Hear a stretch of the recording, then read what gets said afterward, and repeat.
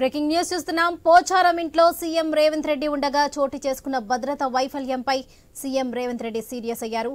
పోచారం శ్రీనివాస్ రెడ్డిని పార్టీలోకి ఆహ్వానించడానికి సీఎం రేవంత్ రెడ్డి మంత్రి పొంగులేటి శ్రీనివాస్ రెడ్డి ఆయన నివాసంలో ఉన్న సమయంలోనే బీఆర్ఎస్ నేత బాల్కా సుమన్ కార్యకర్తలతో పాటు అక్కడికి చేరుకొని ఆందోళనకు దిగారు.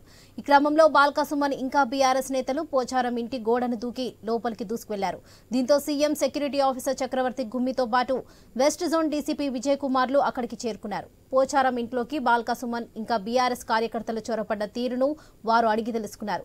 బాల్కా సుమన్ తో పాటు బీఆర్ఎస్ నేతలపై చర్యలుంటాయని హెచ్చరించారు.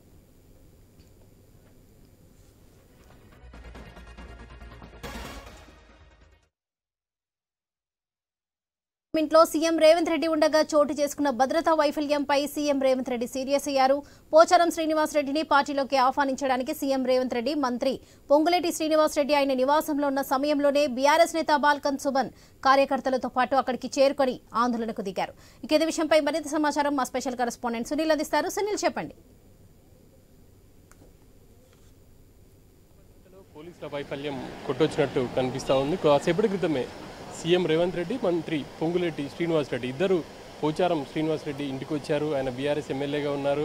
గతంలో మంత్రిగా, స్పీకర్గా కూడా పనిచేశారు. ఆయన ఈరోజు పార్టీలో ఆహ్వానించేందుకు పొంగులేటితో పాటు సీఎం ఇక్కడికి వచ్చారు. ఆ సమయంలో ఇక్కడ స్థానిక పోలీసులతో పాటు సీఎం సెక్యూరిటీ ఉన్నారు. అయితే పోచారం బీఆర్ఎస్లో చేరుతున్న విషయాన్ని తెలుసుకున్నటువంటి మాజీ ఎమ్మెల్యే బాల్కా సుమన్, ఆయనతో పాటు మరికొంతమంది బీఆర్ఎస్ నేతలు ఇక్కడికి వచ్చారు. వాళ్ళు దాదాపు కొద్ది దూరం నుంచి, అంటే ఇక్కడ ఫోర్స్ ఉన్నప్పటికీ, పోలీసుల ఫోర్స్ ఉన్నప్పటికీ కొద్ది దూరం నుంచి నడుచుకుంటూ వచ్చి సీఎం లోపల ఉన్న సమయంలోనే పోచారం నివాసంలోకి వెళ్ళారు. మనం కెమెరామెన్ కూడా చూపించే ప్రయత్నం చేస్తారు. ఆ కార్నర్లో అక్కడి నుంచి కూడా ఇదంతా కూడా సీఎం ఇక్కడ ఉన్నప్పుడు పోలీస్ బందోబస్తు ఉంది. అయినప్పటికీ ఈ బందోబస్తు దాటుకుంటూ బాల్కా సుమన్, అదేవిధంగా టీఆర్ఎస్వి రాష్ట్ర అధ్యక్షుడు గెల్లు శ్రీనివాస్ మరికొంతమంది ఇక్కడికి వచ్చారు. వాళ్ళు గేట్లు తీసుకొని బాజాప్తుగా లోపలికి వెళ్ళారు. అక్కడ ఉన్నటువంటి సీఎం సెక్యూరిటీ ఆయన్ని అడ్డుకునే ప్రయత్నం చేసింది. అడ్డుకొని ఆయన్ని ఇక్కడి నుంచి తరలించారు. ఈ క్రమంలో ఇక్కడ ఉద్రిక్తత పరిస్థితులు తలెత్తాయని చెప్పాలి. ఒక్కసారిగా సీఎం ఇక్కడున్న సమయంలోనే వాళ్ళందరూ ఇక్కడికి వచ్చేసి నినాదాలు చేయడంతో ఒక టెన్షన్ వాతావరణం నెలకొంది అని చెప్పాలి. ఇక్కడ ఉన్నటువంటి పోలీసుల వైఫల్యంగానే చెప్పుకోవచ్చు. ఈ క్రమంలో ఇక్కడికి డీసీపీ విజయ్ కుమార్ చేరుకున్నారు. ఈ భద్రతా వైఫల్యంపై ఆరా తీశారు. అసలు ఏం జరిగింది అని ఆయన తెలుసుకునే ప్రయత్నం చేశారు. ఇటు డీసీపీ విజయ్ కుమార్తో పాటు అదేవిధంగా సీఎం సెక్యూరిటీ అధికారులు కూడా ఇక్కడ హుటాహుటిన చేరుకొని అసలు ఏం జరిగింది అనే విషయాలపై ఆరా తీశారు. గత కొంతకాలంగా సీఎం భద్రతకు సంబంధించి కొంత లోపాలు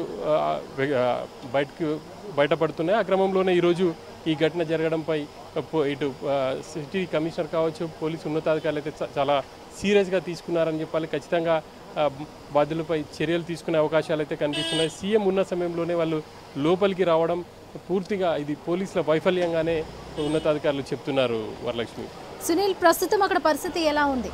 పరిస్థితి అదుపులోకి వచ్చే అవకాశం ఉందా? ఇటు బాల్కా సుమన్తో పాటు ఇక్కడికి వచ్చినటువంటి బీఆర్ఎస్ నేతలందరినీ కూడా పోలీసులు అదుపులోకి తీసుకున్నారు. ఇక్కడి నుంచి తరలించారు. వాళ్ళు ఇక్కడికి వచ్చిన లోపలికి గేట్ తీసుకొని లోపలికి వెళ్ళారు. లోపల నుంచి అక్కడి నుంచి వాళ్ళు ఇంట్లోకి వెళ్ళే క్రమంలోనే అక్కడ ఉన్నటువంటి సీఎం సెక్యూరిటీ వాళ్ళని అడ్డుకున్నారు. ఆ క్రమంలో వాళ్ళు నినాదాలు చేశారు. అక్కడ అంతా కూడా టెన్షన్ వాతావరణం, ఉద్రిక్త పరిస్థితి నెలకొందనే చెప్పాలి. వాళ్ళని అదుపులోకి తీసుకున్నటువంటి పోలీసులు కాసేపటి క్రితమే ఇక్కడికి చేరుకున్నారు. ఆ తర్వాత సీఎం బయటకు వచ్చి మీడియాతో కూడా మాట్లాడి ఇప్పుడే ఆయన ఇక్కడి నుంచి బయలుదేరి వెళ్ళారు. వరలక్ష్మి, రైట్. సునీల్, ప్రస్తుతం సీఎం వస్తారనే సమాచారం ఉన్నా కూడా ముందస్తు భద్రతా చర్యలు ఏర్పాట్లు ఏమి చూసుకోలేదా?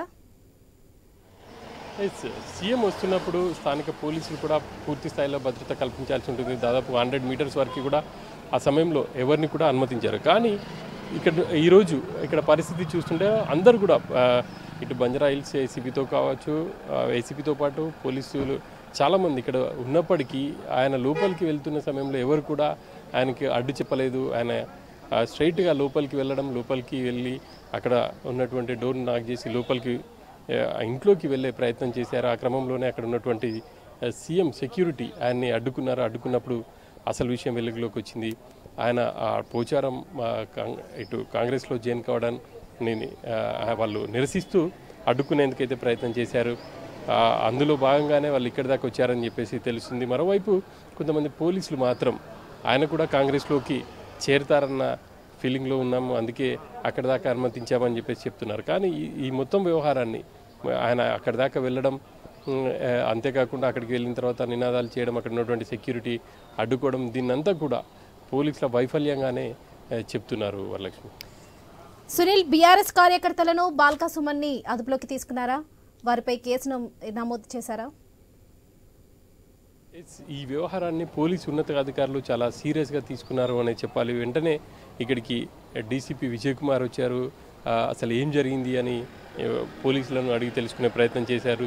బాల్కా సుమన్ లోపలికి వెళ్ళే క్రమంలో అసలు ఇక్కడ ఎవరెవరు అధికారులు ఉన్నారు అని చెప్పేసి వాళ్ళతో మాట్లాడే ప్రయత్నం చేశారు. వాళ్ళ నుంచి వివరాలు తీసుకుని ఆయన ఇక్కడి నుంచి అయితే కాసేపటి క్రితమే వెళ్ళిపోయారు. ఈ విషయాన్ని మాత్రం ప్రభుత్వం కూడా చాలా సీరియస్గా తీసుకుంటుంది అని చెప్పాలి. సీఎం ఉన్న సమయంలో ప్రతిపక్ష పార్టీలకు చెందినటువంటి నేతలు వచ్చి ఆందోళన కార్యక్రమాలు చేపడుతుంటే కూడా పోలీసులు అడ్డుకోలేకపోవడంపై ప్రధానంగా ఇది వైఫల్యంగానే భావించాల్సి ఉంటుంది. మొత్తం మీద ఈ వ్యవహారాన్ని ప్రభుత్వంతో పాటు పోలీసు ఉన్నతాధికారులు కూడా చాలా సీరియస్గా తీసుకున్నారు. బాల్కా సుమన్తో పాటు ఇక్కడికి వచ్చినటువంటి నేతలపై కేసులు నమోదు చేసి వాళ్ళని కూడా అరెస్ట్ చేసే అవకాశాలు అయితే కనిపిస్తున్నాయి. Varalakshmi. Right Sunil, thank you.